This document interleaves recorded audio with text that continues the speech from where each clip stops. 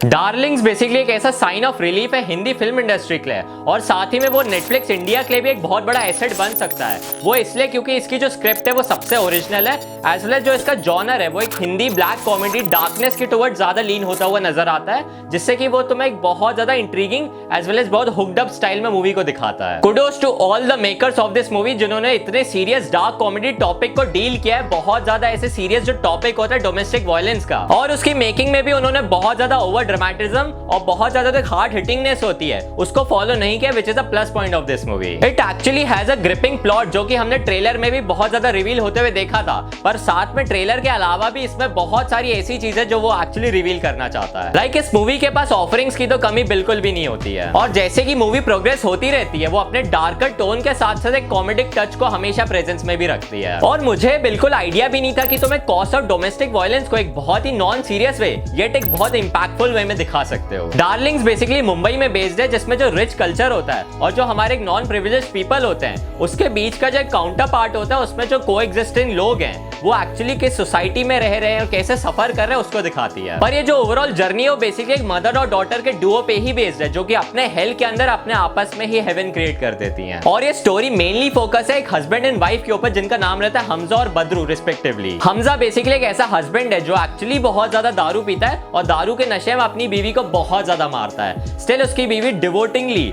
उसके लिए ना अगले दिन बहुत सुबह जल्दी उठ के नाश्ता भी बनाती है और वो उसको माफ भी कर देती है, क्योंकि हमारे जो हमजा भाई है वो एक्चुअली अपनी बीवी मतलब जो उनकी डार्लिंग्स हैं उनसे ना माफी मांग लेते हैं एंड वो उनको माफ कर देती है, एंड आगे चल के साइकिल कंटिन्यू ही होता रहता है। और जो आलिया भट्ट का कैरेक्टर है वो बेसिकली अपने आप को ऐसे कन्विंस करते हैं कि वो एक लव मैरिज में, और लव मैरिज के अंदर आर्ग्यूमेंट्स और अब्यूज तो चलता ही रहता है, इसलिए वो उसको माफ भी कर देती है। पर यार देखो, लाइफ में हर चीज की लिमिट तो जरूर होती है, और इसी जो एक लूप में जो एक ट्रैजिक इंसिडेंट्स होते ही जा रहे बदरू के साथ, वही इंसिडेंट्स वो उसको फोर्स करते हैं कि वो कैसे अपनी लाइफ को रिकैलिब्रेट भी कर ले, एज वेल एज जो उसका एक मैनिपुलेटिव हस्बैंड है उसको भी कैसे सबक सिखा दे। लाइक उसका माइंडसेट ये बन चुका है कि वो वायलेंस से ही वायलेंस को काटेगी। तो यार सबसे बड़ा क्वेश्चन यहाँ पे ये आता है कि एक्चुअल विक्टिम है कौन? या तो वो बदरू है जो कि अपने क्वेश्चनेबल मेथड से उसको फाइट बैक कर रही है, या फिर वो हमजा है जो कि लव के नाम पे फिजिकल और मेंटल अब्यूज को ना नॉर्मलाइज करता आ रहा है। तो यार हमारी जो मूवी है वो एक्चुअली परफॉर्मेंस के बेस पे ना बहुत ज्यादा एक्सेल भी कर जाती है। इनफैक्ट जो आलिया भट्ट है she is actually one of the finest actresses of Bollywood. वो अपना जो कैरेक्टर का स्किन है उसको अच्छे से पेनिट्रेट करती हुई नजर आती है, और साथ में जो उसका एक प्ले आउट रोल है उसको भी कंप्लीट कन्विक्शन के साथ दिखाती है। एंड व्यूअर्स को भी ना उसकी दो पर्सनैलिटीज नजर आएंगी in the first half as well as the second half of the movie. Also Vijay Varma जो हमारा हमजा का कैरेक्टर है उसने भी बहुत एक्सेप्शनल परफॉर्मेंस दी है।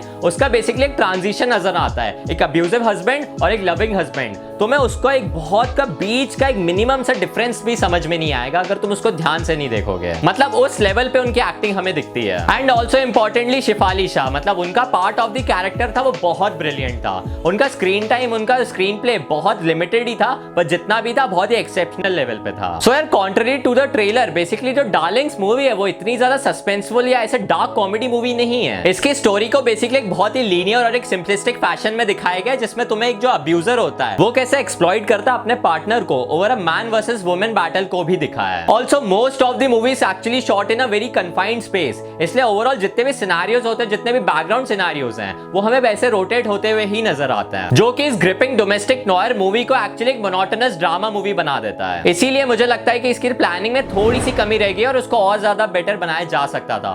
ओवरऑल इसका जो एक क्लाइमैक्स है वो एक ऐसे कंफ्लिक्टिंग थॉट तुम्हारे अंदर जनरेट करेगा कि तुम्हारे अंदर एक थॉट प्रोसेस चलने लगा कि यार और एक ऐसा कंक्लूजन बनाया जा सकता था। Like it actually leaves a room of thought inside you. Overall it is a big success, intriguing, time conquering movie जिसको मैंने सबसे ज्यादा एंजॉय किया है। एंड आई गेस इस मूवी को तुम भी बहुत ज्यादा एंजॉय करोगे। And I am rating this movie 7.1 stars out of 10।